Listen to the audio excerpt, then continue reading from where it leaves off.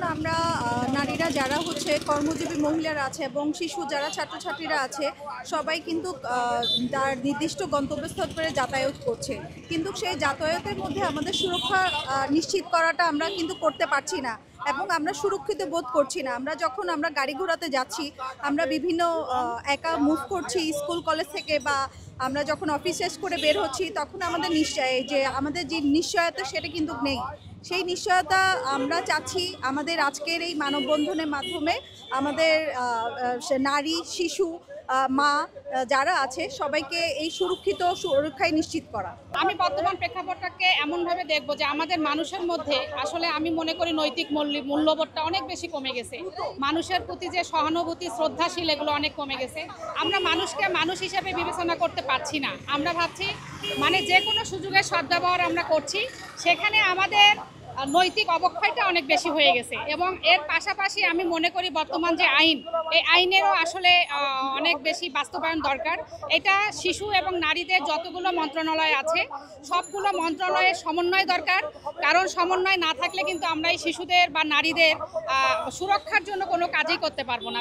আমরা যদি একত্রিত হয়ে ঐক্যজোট হয়ে আমরা একটা আন্দোলন গড়ে তুলতে চাই যে কোনোখানে কোনো শিশু নারী অরক্ষিত থাকবে না, অনিরাপদ থাকবে না, ধর্ষণের শিকার হবে না, সকল প্রকার নির্যাতন, শোষণ এবং নিপীড়ন থেকে অবশ্যই তারা মুক্ত থাকবে এবং সুন্দরভাবে যে যেখানে আছে, যে ধরনের শিশু যেখানেই থাকুক না কেন তারা যেন খুব সুন্দরভাবে নিঃসংকোচভাবে বেড়ে উঠতে পারে।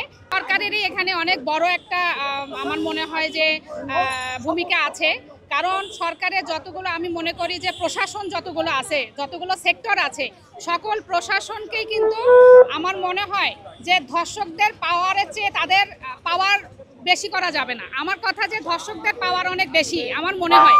এই যে শিশুদের উপর যে নির্যাতনগুলো হচ্ছে এদের উপযুক্ত শাস্তি হোক, যাতে আমিও আমার সন্তানকে মানে শান্তিমতোভাবে সুস্থভাবে যাতে স্কুলে দিয়ে আসতে পারি, কলেজ থেকে আনতে পারি, যাতে আমার টেনশন করতে না হয় আমার মেয়েটা কিভাবে আছে, কোথায় যাচ্ছে।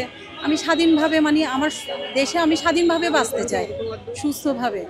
যদি বলি আমরা আমাদের আসলে নারী হিসেবে আমরা আসলে কোনোভাবে আমরা নিরাপদ না, যেহেতু জব করি, আমরা বাইরে আমাদেরকে বের হতে হয়, আমরা গণপরিবহনে আমাদেরকে চলতে হয়, আমাদের বিভিন্ন জায়গায় যেতে হয়। তো আসলে চিরদিন সব জায়গা থেকে যদি আমি বলি তাহলে আমরা নিরাপত্তা আমরা যখনই পাবো, যখনই আমাদের ভাইয়েরা আমাদের যারা আমাদের তারা যদি আমাদের প্রতি